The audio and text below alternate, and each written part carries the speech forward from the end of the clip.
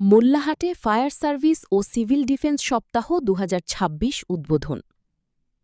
আলহাফিজ মোল্লাহাট, বাগেরহাট প্রতিনিধি।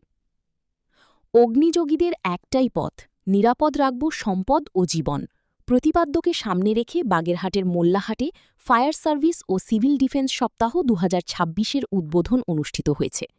সোমবার সকালে মোল্লাহাট ফায়ার সার্ভিস ও সিভিল ডিফেন্স স্টেশনের আয়োজনে স্টেশন কম্পাউন্ডে এ উদ্বোধনী অনুষ্ঠানের আয়োজন করা হয়। অনুষ্ঠানের শুরুতে জাতীয় পতাকা ও ফায়ার সার্ভিসের নিজস্ব পতাকা উত্তোলন করা হয়।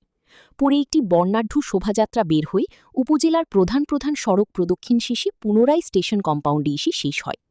শোভাযাত্রায় ফায়ার সার্ভিসের কর্মকর্তা কর্মচারী, বিভিন্ন শ্রেণী পেশার মানুষ, শিক্ষার্থী এবং স্থানীয় গণ্যমান্য ব্যক্তিরা অংশ নেন।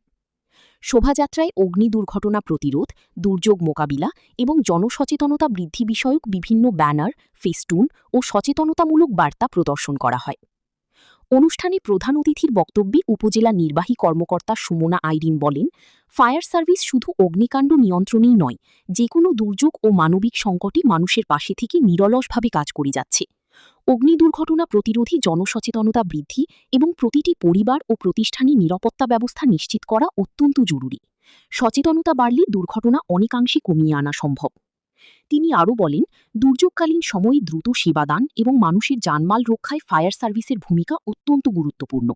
তাই সবাইকে অগ্নি নিরাপত্তা বিষয়ক নির্দেশনা মেনে চলতে হবে এবং জরুরি পরিস্থিতিতে দ্রুত ফায়ার সার্ভিসকে খবর দিতে হবে। মোল্লাহাট ফায়ার সার্ভিস ও সিভিল ডিফেন্স স্টেশন কর্মকর্তা শরীফ আমিনুল ইসলামের সার্বিক তত্ত্বাবধানে অনুষ্ঠানে উপস্থিত ছিলেন প্রেসক্লাব মোল্লাহাটের সাধারণ সম্পাদক এমিন মফিজুর রহমান, সহসভাপতি মোহাম্মদ মনিরুজ্জামান মোল্লা, আবদুল্লাহ ফারুক এবং সাংবাদিক আল হাফিজ সহ স্থানীয় গণ্যমান্য ব্যক্তিবর্গ। আল হাফিজ, বাগেরহাট মোল্লাহাট প্রতিনিধি। মোবাইল 01756 309 736, তারিখ 20-5-2026 ইং।